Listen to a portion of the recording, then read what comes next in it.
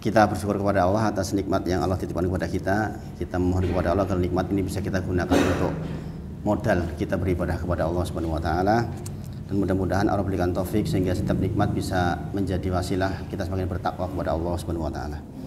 Sekali lagi salawat dan salam kita sampaikan kepada junjungan kita Nabi Agung Muhammad sallallahu alaihi wasallam. Kita berharap mudah-mudahan dimudahkan untuk mempelajari seluruh risalahnya.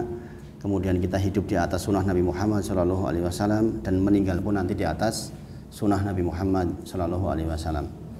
Insyaallah kita melanjutkan kajian kita di tafsir Juz Amma terakhir sampai ke surah Al-Maun ayat kedua, insyaallah. Mohon dibacakan lagi Mas. Siapa yang mau baca monggo? Surah Al-Maun. Mas Deni monggo, Mas Deni.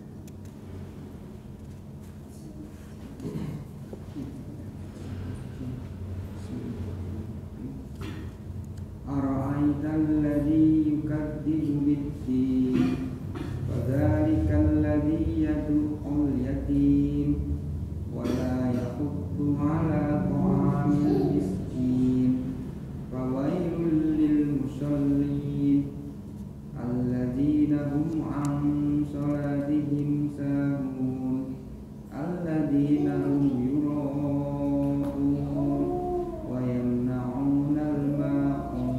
Masya Allah. Surah ke-107 terdiri dari 7 ayat. Kita sudah pelajari kemarin, ini surah Makkiyah, berarti turun sebelum Rasulullah hijrah. Kita sudah bahas ayat pertama, Ara'aitalladzi yukadzibu bid-din, kata Allah, tahukah engkau Muhammad yang mendustakan agama? Ad-din di sini diartikan mendustakan agama. Ad-din juga artinya al-jaza atau balasan. Maka kalau kita membaca Maliki Yaumiddin, yang menguasai hari pembalasan, ini sama ini. Ara'aitalladzi yukadzibu bid-din. Maksud din di sini adalah hari pembalasan. Kita sudah tahu siapa orang yang mendustakan agama, maka disebutkan di dalam ayat berikutnya, fadzalikal-ladzi yad'ul yatim, yaitu orang-orang yang menghardik anak yatim. Ciri pertama, jadi orang yang mendustakan agama berarti orang yang mendustakan hari pembalasan. Rak begitu yakin yen ono hari pembalasan maksudnya. Namanya orang tidak yakin ada hari pembalasan kan arep ngopo-ngopo teng dunia itu ya terserah dia. Karena dia nggak yakin mau dibalas atau tidak.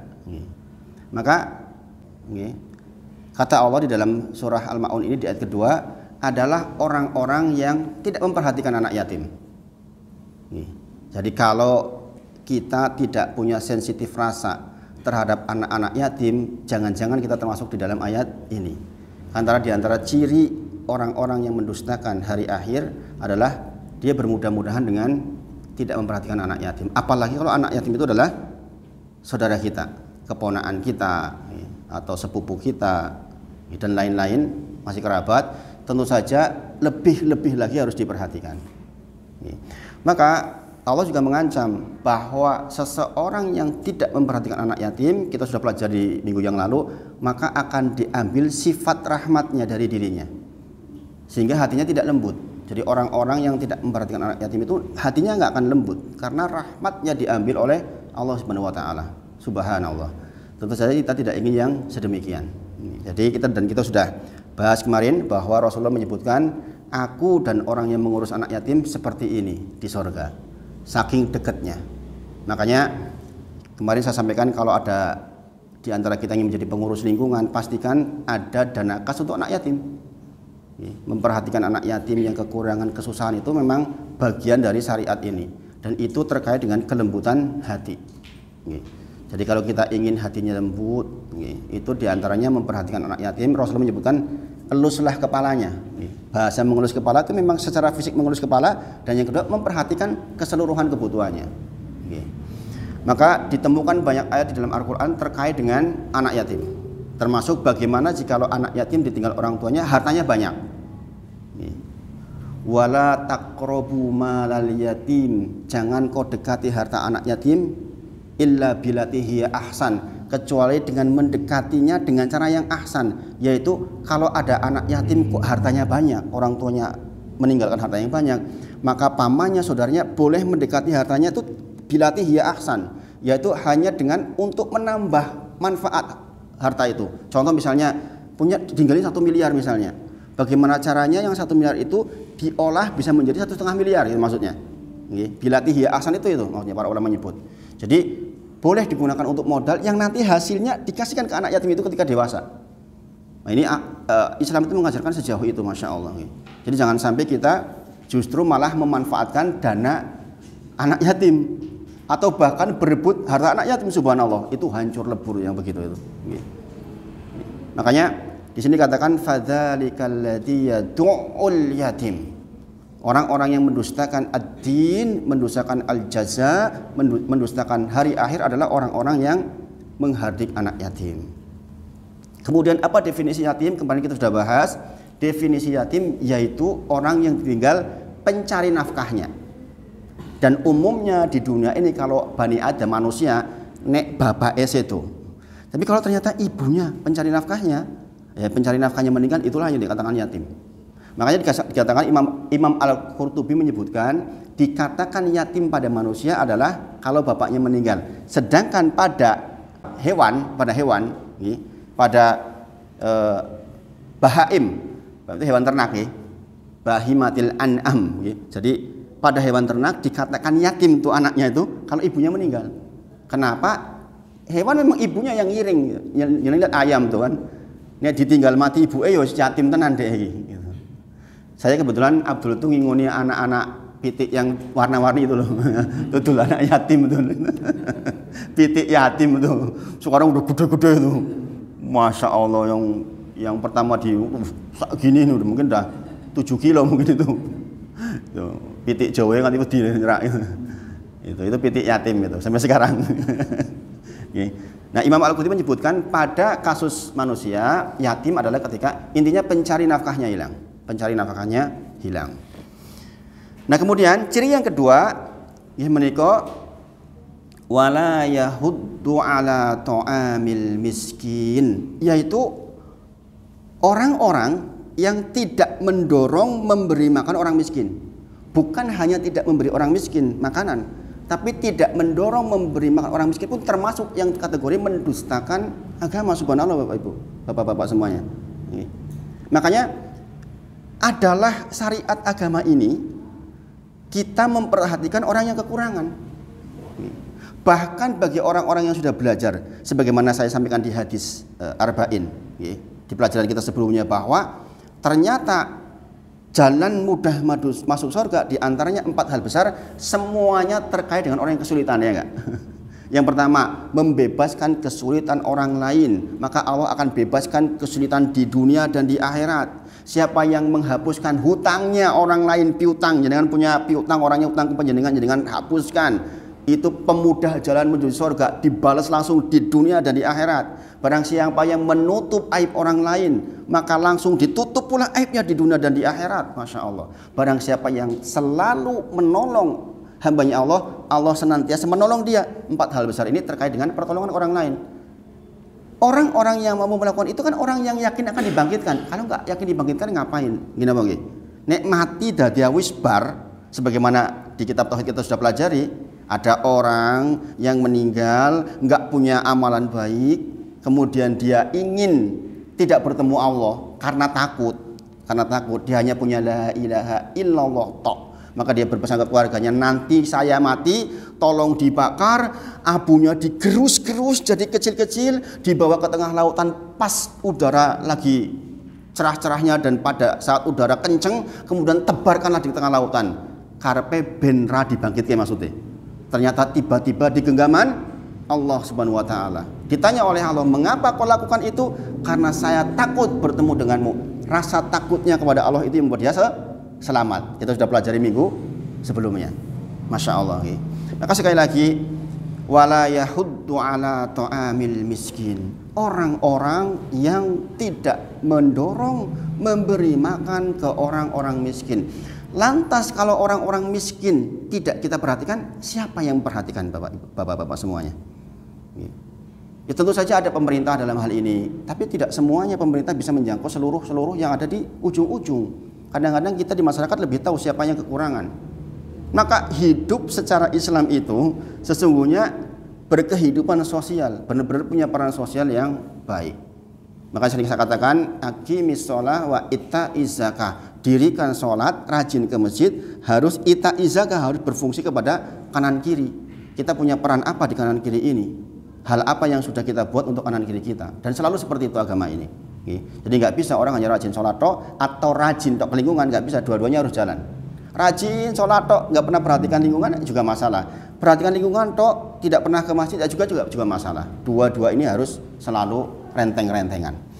Rasulullah bersabda, wala yajtami'u, kata Rasulullah, tidak akan berkumpul. Suh itu pelit. Wala yajtami'u, tidak akan berkumpul as-suh wal iman, antara rasa pelit dan iman, fi qalbi abdin abadan. Seperti sini. Di dalam hati seorang hamba selamanya. Nggak mungkin bisa berkumpul kata Rasulullah antara iman dan pelit di dalam hati seorang hamba selamanya abadan kata Rasulullah, nggak mungkin. Jadi kalau kita masih pelit, yakin kita belum beriman. Rasulullah yang menyampaikan, bukan saya. Hadisnya sahih. Jadi orang-orang yang meningkat keimanannya kepada Allah itu seiring dengannya pasti dia akan jadi orang lomo, karena dia tahu setiap perbuatan baiknya dibalas oleh Allah di dunia dan di akhirat. Bukankah di antara cara untuk menolak bala adalah bersedekah, ya enggak? Goro-goro sedekah sing maune banear bocor rasito, misalnya seperti itu. Goro-goro sedekah bisa jadi cancer yang harusnya menimpa dia enggak jadi. Maka dikatakan wala yajtami'u, enggak mungkin berkumpul as-suh wal iman fi qalbi abdin abadan, di hati seorang hamba selamanya. Maka dikatakan orang-orang yang tidak mudah lomo pasti dia termasuk orang yang mendustakan dari kebangkitan, karena dia merasa untuk apa saya berbuat baik, wong yo rampung nang dunia, ya enggak? Berbeda dengan orang-orang yang yakin bahwa nanti sebentar lagi kita mati dibangkitkan. Dia akan berhitung-hitung, saya di dunia ngapain saja ini, sehingga dia berhitung terhadap seluruh perbuatannya. Dan kalau kita nggak hati-hati, kita bisa terjebak oleh kesibukan dunia, subhanallah. Kadang-kadang Bapak-bapak sedoyo, orang ketika masih miskin dia rajin ibadah, kemudian diberi kesibukan 1, 2. Saya melihat banyak kejadian seperti ini. Kemudian dia makin bagus usahanya, makin berkembang, jadi orang kaya dia. Ini saya melihat bukan 1, 2 kali. Tiba-tiba setelah jadi kaya, dia diuji dengan dunianya, sibuknya luar biasa. Yang tadinya rajin ibadah berkurang. Yang tadinya rajin sedekah berkurang. Ini saya menyaksikan seperti ini enggak 1, 2 kali, puluhan kali. Orang-orang yang saya kenal dulunya nggak punya, kemudian usahanya dari usaha kecil kemudian berkembang besar, tiba-tiba serah jadi besar, itu jauh dari Allah Subhanahu wa taala. Ketika itu terjadi, hatinya jadi keras dan dia akan ditunjukkan nggak cukup dunianya. Maksudnya bagaimana? Waktu belum punya penghasilan, mungkin dia motor biasa cukup. Begitu punya penghasilan, dia melihat, Vario 30 juta misalnya. Setelah naik lagi, mobil. Akhirnya dia nggak pernah cukup sehingga dia merasa miskin terus. Nggak sempat kasih orang miskin, dianya sendiri malah jadi orang yang seperti itu. Subhanallah. Maka rahmat seperti ini harus kita ambil betul. Wala yahuddu ala ta'amil miskin. Di sini disebutkan, di dalam kitab ini dikatakan orang yang pelit menandakan kekurangan iman terhadap hari akhirat atau hari pembalasan. Ia tidak yakin bahwa Allah akan membalas pemberiannya kepada orang lain. Ngapain saya kasih orang lain? Allah juga nggak balas ke saya. Ini kan persoalan iman. Ini bagi. Akibatnya ia tidak pernah termotivasi untuk memberi makan fakir miskin. Hal ini sama seperti seorang pelaku maksiat. Pada mulanya ia akan mencari teman. Pelaku maksiat itu, Bapak-bapak setuju? Dia awalnya untuk menutupi rasa malunya, dia akan cari teman. Orang pezina, naudzubillah. Ketika dia berzina, dia supaya menutupi kelemahannya, dia akan cari teman sehingga punya banyak teman. Seperti halnya sekarang lagi rame-rame LGBT, ya enggak? Ya kan masuk lewat Bali, masuk lewat Jakarta, caranya bagaimana? LGBT. Lenang podo lenang do seneng-senengan. Subhanallah. Dia ngapain dia coba ribut-ribut bikin organisasi? Cari teman. Di sini disebutkan memang pelaku maksiat yang tidak meyakini hari akhir itu biasanya mencari teman. Supaya apa? Supaya melegitimasi perbuatannya. Iki bener kok, iki ora apa-apa kok. Ini lazim kok di masyarakat itu. Dan ketika itu terjadi, bahayanya luar biasa.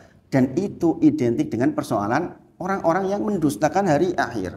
Yang di antara cirinya adalah yang pertama tadi tidak memperhatikan anak yatim, yang kedua orang-orang miskin tidak diperhatikan. Jadi dalam Quran surah Al-Maun ini, Al-Maun artinya barang yang berguna, guys. Al-Maun artinya barang yang berguna. Di 3 ayat pertama ini menyebutkan tentang ciri orang-orang yang mendustakan hari pembalasan. Kemudian di ayat berikutnya, fawailul lil musallin, maka celakalah orang-orang yang sholat. Ini hati-hati, nggak boleh dipotong di sini ya ayatnya. Orang-orang liberal itu kadang-kadang motong di sini. Tapi ngopo-ngopo sholat, loh ayatnya Al-Quran cetha loh kayak ayat nomor 5, nomor 4. Ya kui cilaka wong sholat ya, rampung di situ ya repot itu. Allah menyebutkan celakalah orang yang sholat, alladzina hum an sholatihim sahun, yaitu orang-orang yang lalai terhadap sholatnya. Jadi ada lanjutannya, jangan diputus di situ. Makanya membaca Al-Quran jadi imam itu harus hati-hati. Kalau jenengan tidak paham ayatnya, jangan berhenti di tempat-tempat yang begini artinya. Begini artinya. Makanya pastikan kalau baca itu selesai konteks ceritanya. Jangan saya pergi yang di, gitu maksudnya itu. Makanya yang dibolehkan membaca bacaan setelah Al-Fatihah itu adalah nggak rampung ayat nggak apa-apa. Al-Baqarah kadang panjang-panjang kan. Yang penting ceritanya kiwis rampung maksudnya itu. Jangan saya pergi yang ngerti. Saya pergi ke pasar bareng ibu. Ini udah rampung tuh itu kalimatnya ya enggak. Jangan fawailul lil musallin, celaka orang yang sholat. Wis ditinggal pergi kan masalah. Kalau orang yang dengar tidak tahu kan ciloko wong sholat kan itu. Kemudian sahun di dalam ayat ini, sholatihim sahun dalam bahasa Arab artinya lupa atau lalai. Jadi orang-orang yang celaka, orang-orang yang sholat tapi celaka maksudnya adalah 2 hal. Yang pertama, dia sengaja lalai sehingga dia mundur sampai mendekati waktu yang berikutnya. Contoh orang asar santai, nggak ada masalah apa-apa, dia tunggu sampai waktu mendekati maghrib masih dapat, tapi dia terkategorikan orang yang menyia-nyiakan sholat, melalaikan sholat, atau bahkan sengaja meninggalkan. Subhanallah. Kalau sengaja meninggalkan jelas. Orang yang sengaja meninggalkan sholat keadaannya 2 secara syariat. Yang pertama, kalau dia meninggalkan dengan keyakinan sholat ora wajib, seluruh ulama sepakat dia bisa terancam kepada kekafiran. Tapi kalau dia mengatakan saya nggak sholat karena aku males tenan nih, itu masih fasik. Fasik. Tapi kalau yakin kok sholat ora wajib, siapa sing kono wajib, itu bisa kafir. Karena mengingkari rukun Islam. Kalau kita kehilangan satu rukun Islam, batal keislaman kita. Maka berhati-hati dengan yang namanya sholat ini. Kita sudah juga pelajari di Miftahul tentang fikih sholat. Kita sudah sampai apa kemarin Pak? Sampai sujud ya? Sampai sujud. 1, 2, 3 kita pelajari step by step. Mudah-mudahan Allah berkahi. Kemudian Rasulullah bersabda, kata Rasulullah, tilka sholatul munafik. Inilah sholatnya orang munafik. Kata Rasulullah, yajlisu yarkubus samsa hatta ida kanat baina kornai syaiton. Dia ngundur ke waktu sholat asar. Dia duduk kata Rasulullah sampai datang waktu munculnya 2 tanduk setan. Kapan itu? Menjelang maghrib. Waktu yang terlarang untuk sholat. Asalnya ba'da asar sampai maghrib tidak boleh sholat. 2 waktu yang kita tidak boleh sholat adalah ba'da asar sampai maghrib, ba'da subuh sampai syuruk. Selebihnya kapanpun hati kita nggak tentrem, ambil air wudhu, sholat, namanya sholat mutlak. Kapanpun silahkan. Aku rasanya ora tentrem, anakku nang Bandung lagi ngene-ngene iki, ambil air wudhu, sholat kapanpun. Yang penting di luar waktu yang 2 tadi. Okay. Maka dikatakan Rasulullah, dia duduk-duduk sampai datang menjelang waktu maghrib, baru kemudian koma. Okay. Dia berdiri melaksanakan sholat asar 4 rakaat. Kata Rasulullah, tidaklah dia mengingat Allah di dalam sholatnya kecuali mau sidik. Maka dari hadis ini kita tahu bahwa dikatakan sholat itu berkualitas ketika dari awal sampai akhir itu memang konsentrasi kita ke Allah Subhanahu wa taala. Maka belajar fikih sholat menjadi penting apa tidak? Penting. Ali radhiyallahu anhu menyebut apa? Miftahus sholat, kuncinya sholat at-tuhur. Kuncinya sholat adalah bersuci. Kunci, namanya kunci untuk buka.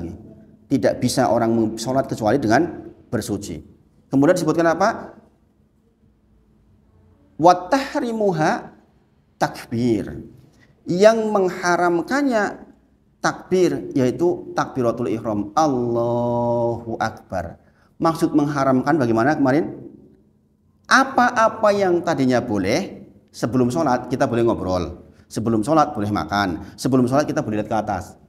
Begitu takbiratul ihram, Allahu Akbar, haram semua itu. Paham ya? Maka dalam hadis dikatakan watahrimuha takbir, yang mengharamkannya adalah takbir. Begitu takbiratul ihram, ya sudah, kita sholat. Wa tahliluha, yang menghalalkannya kembali taslim, salam, yaitu salam pertama. Dari hadis ini kita tahu ada 2 rukun, yaitu rukun takbiratul ihram dan rukun salam pertama. Adapun salam kedua hukumnya apa kemarin? Sunnah. Berarti ini wong assalamualaikum melayu bar kuwi sah mboten salatnya? Masih sah. Karena yang rukun adalah salam pertama. Sebaliknya orang datang kepada jamaah, imam lagi ruku, tiba-tiba dia langsung ruku tanpa takbiratul ihram. Batal nggak sholatnya? Batal. Kenapa batal? Kehilangan rukun. Definisi rukun kemarin apa? Rukun adalah segala sesuatu yang harus ada di dalam sholat dan terus ada di masing-masing rukun sampai sholat selesai. Kalau ditinggal sengaja tidak sengaja batal. Sengaja tidak sengaja. Berarti ini lali takbiratul ihram batal enggak? Batal. Karena rukun itu sengaja atau tidak sengaja batal. Beda dengan wajib. Sengaja batal, tidak sengaja sujud sahwi. Ya, bayangin. Detail seperti ini penting enggak belajar? Penting kan? Oke. Maka dikatakan tilka sholatul munafik. Inilah sifat sholat orang munafik. Yaitu dia sengaja mundur-mundur. Jadi kalau kita sengaja mundur-mundur tanpa ada alasan apa-apa, masuklah kita kepada golongan orang-orang munafik, subhanallah. Yaitu termasuk orang-orang yang celaka di dalam sholatnya.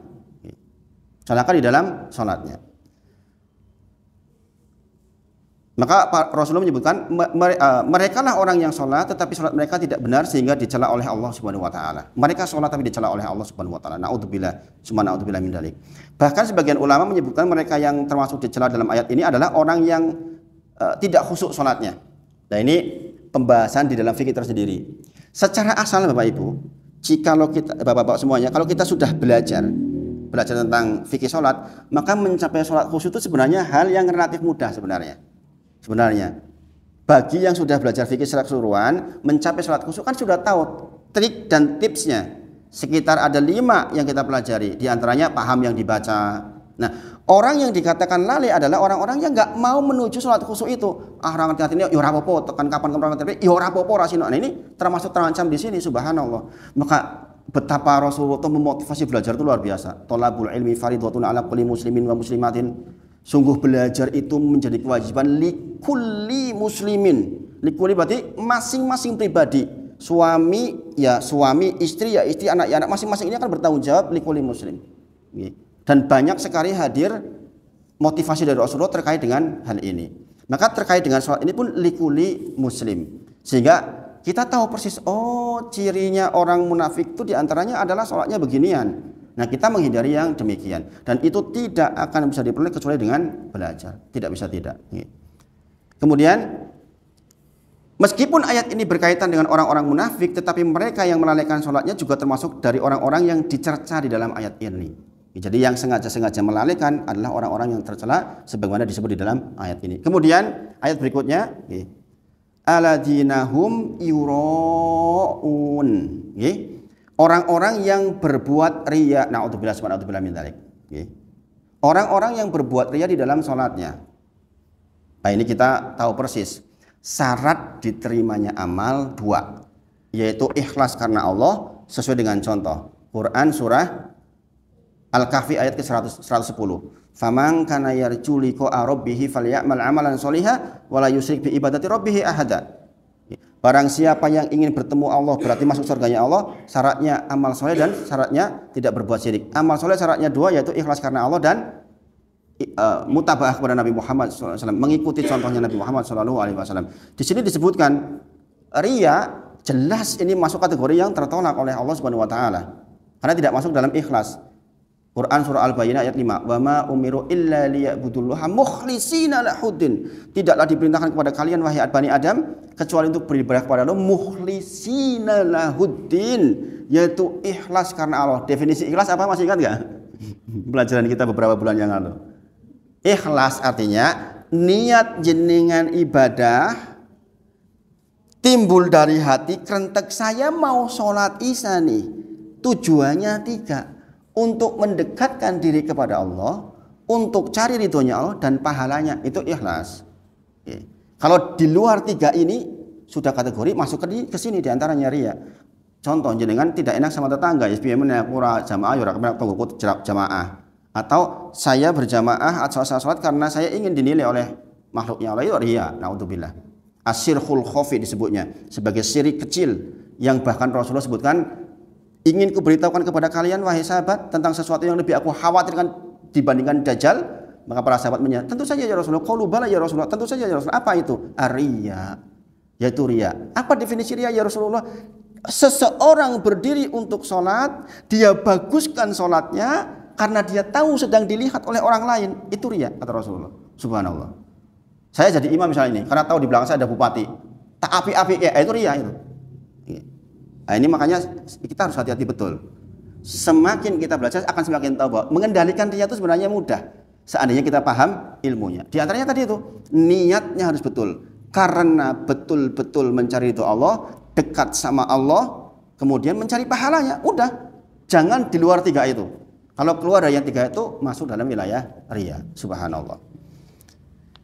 Penjelasan ayat, ingin dilihat oleh orang lain ketika sholat merupakan penyakit orang-orang munafik. Jadi ini secara umum penyakit orang munafik seperti itu, dan ini disebutkan di dalam Quran surah An-Nisa ayat 142. Subhanallah. Jadi memang ada ternyata di dunia ini orang-orang yang memang dia sholat ingin dilihat. Insya Allah kalau yang sudah ngaji insya Allah tidak demikian. Tapi kenyataannya banyak, kata Allah di dalam ayat ini, orang-orang yang berdiri sholat dalam rangka itu. Innal munafiqina, sesungguhnya orang-orang munafik itu yukhadi'unallah, dia berkehendak untuk menipu Allah, wa huwa khadi'uhum, dan Allah justru akan membalas tipuan mereka. Wa idza qamu, jikalau mereka berdiri ila sholati, untuk melaksanakan sholat, qamu kusala, dia berdiri dengan ogah-ogahan, berdiri dengan malas-malasan. Malas nih loh. Jadi tidak ada unsur yang 3 di dalam ibadah. Ibadah itu karena 3 hal kita tahu, hubbi, karena kecintaan kita kepada Allah, karena roja, karena harapan kita kepada Allah, karena khauf, karena takut. Para ulama menyebutkan tidaklah ibadah bisa terbang menuju Allah kecuali ada 3 hal ini. Jenengan sholat itu karena kepalanya itu cinta itu. Para ulama menyebutkan burung itu untuk terbang harus ada kepalanya, harus ada sayap kanan kirinya. Kata para ulama, kepalanya itu hubbi, cinta. Jenengan tuh datang ke sini karena cinta kepada Allah Subhanahu wa taala. Karena takut nanti jangan-jangan ibadah saya salah, ibadah saya nggak diterima, jangan-jangan bacaan saya betul, tapi juga punya roja. Insya Allah, Allah itu rahmatnya luas. Mungkin saya masih salah-salah, saya berharap dirahmati ya Allah. Ini yang menjadi keuntungan buat kita. Maka Rasulullah menyebutkan seseorang yang ketika menjelang meninggal, sakaratul maut, sudah mau meninggal, datang 2 ini dijamin mendapatkan husnul khotimah, yaitu ada takut, ya Allah saya takut dengan dosa-dosaku, tapi dia ya Allah engkau rahmatnya luas, dua-duanya ini hadir. Bukan hanya Allah Gusti Allah gampang sholat sembarangan ora apa-apa. Nah ini hanya rojak tok ini. Dan ada nih aliran yang seperti ini. Allah sholat ki yo sikile jengkang ini ora apa-apa. Ada seperti itu enggak? Ada. Sholat itu berhubung gedang ora tep ketompo. Ini roja doang ini. Harusnya roja dan khauf. Duh nek aku salah ki kepiye ya Allah. Itu harus ada tiga-tiganya ini. Nah, barulah kita sampai kepada Allah Subhanahu wa taala. Ya, maka dikatakan di sini orang munafik itu dia ketika sholat dia menuju ke sholat dengan kusala, dengan malas. Dikatakan yuraunan nas, dia ingin dilihat oleh manusia, wala yadkurunallah ila qalila. Tidaklah dia mengingat Allah ketika sholat kecuali namung sidik. Padahal kita tahu begitu Allahu Akbar sampai salam ya kita ingat Allah. Dan ini butuh dipelajari, butuh ilmu untuk mendampingi ini. Kemudian di ayat berikutnya wayamnaunal maun, yaitu dan enggan memberikan bantuan. Bapak-bapak semuanya. Maka dia enggan, malas memberikan bantuan. Eman-eman dengan yang namanya bantuan. Jadi ini tentu saja sifat yang harus sangat kita hindari. Kita sudah belajar banyak tentang hal seperti ini, bahwa ternyata kemudahan-kemudahan yang kita berikan kepada orang lain justru itulah pemudah kita masuk surganya Allah.